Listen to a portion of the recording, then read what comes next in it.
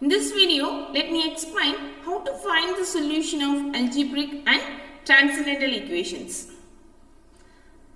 In most of the problems in engineering analysis, we have to face the situation that for a given function f of x, we have to find the value of x for which f of x is equal to 0. The solution or the value of x is known as the root of the given equation f of x equal to 0. Or in other words, I have to explain this as for the given equation f of x equal to 0, we have to find the value a such that f of x a is equal to 0. Here a is known as the root of the given equation. So here we have to find the root of the given equation. Whenever I say it is an equation, there are two types of equation generally we have discussed. One is algebraic equation and the other one is transcendental equation. Algebraic equations are equations which consist of the algebraic terms. That is, for example, x square plus x minus 1 is equal to 0 is an algebraic equation. That is, this equation consists of different powers of x. Likewise, I have to write the cubic equation x cube plus 5x square minus 3x plus 5 is equal to, for which the function value is negative. And for the point b, its corresponding function value is positive. Here we get the next approximate root 0.7367, but at this point your function value is negative. If it is negative, definitely we have to replace the value of a in the next iteration. So in the next iteration, you have to replace the value of a by x and take the value of b as it is, and f of a is, that is 0.7367 has a corresponding function value minus 0.0040, so take it as it is, and b value we have to take it as it is in the previous iteration, so f of b is 0.0783. So substituting the formula and simplifying this, you get 0.7391. So at this point, now you calculate f of x. So just replace the value of x by 0.7391 and simplifying this, you get 0.402. So here the function value at this point is positive. If it is positive, you have to replace the value of b in the next iteration. So in the third iteration, we have to take the value of a as it is in the previous iteration, and we have to replace the value of b by 0.7391. And you know the values at these 2 points, corresponding function value you know already. Simplifying this using the formula, you get 0.7391. So look at the two values of x in the two iterations.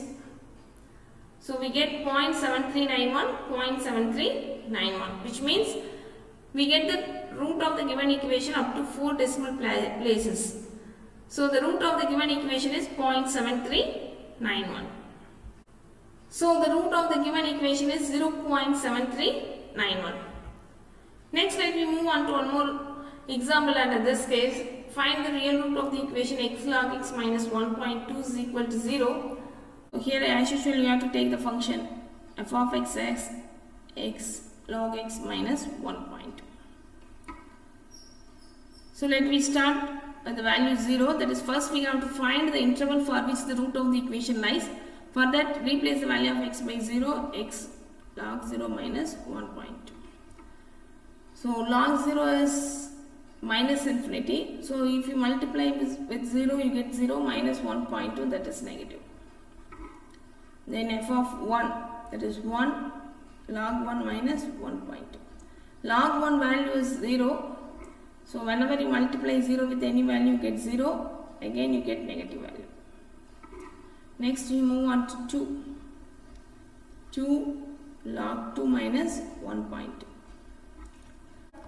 2 product log 2 is equals 0.6 and minus 1.2, that is equal to minus 0.59, that is negative value.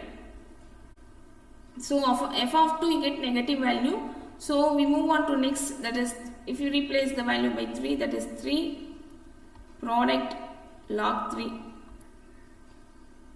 that is equals minus 1.2 equals positive value. So So of f of 2 you get negative value and f of 3 you get positive value. That is, so at f of 2 you get negative value and f of 3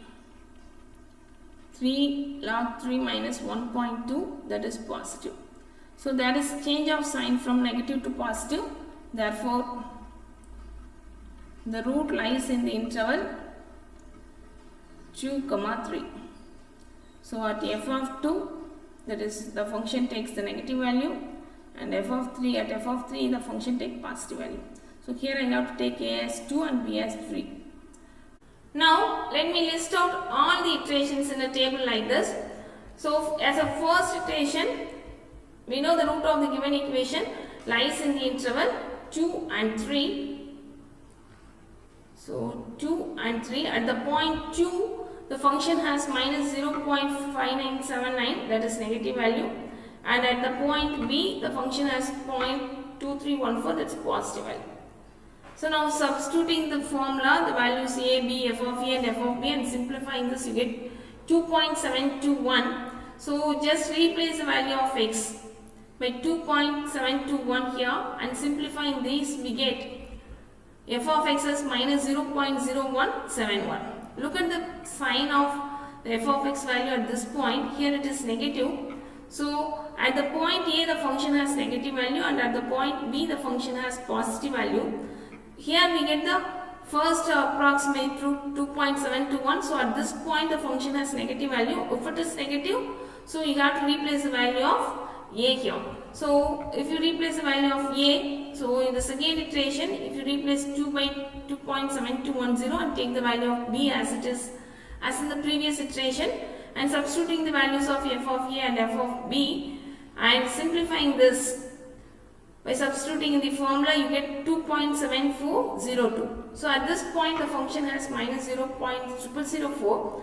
Again you just look at the sign of the function value at this point, that is negative. If it is negative, again you have to replace the value of a in the next iteration. So in the third iteration we have to replace the value of a by 2.7402 and take the value of b as it is, and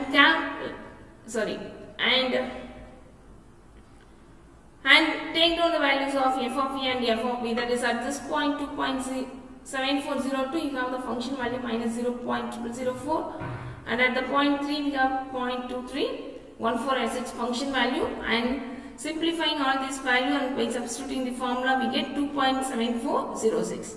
And at this point you calculate now the function value. For that you just replace the value of x by 2.7406, and simplifying this you get minus 0.404. Here also you get the sign of the function value is negative. If it is negative, again the next iteration you have to replace the value of a.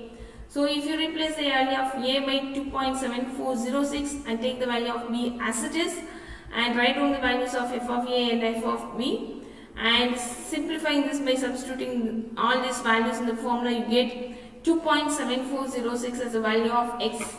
Now look at just compare these two values. Here we get the root of the given equation up to 4 decimal places. That is, these two roots coincide with each other up to 4 decimal places. So we stop the procedure. So the root of the given equation is 2.7406. So up to this, hope you got a clear idea about how to find the real root of the given equation using regular Falsy method. Thanks for watching. See you again in my next video.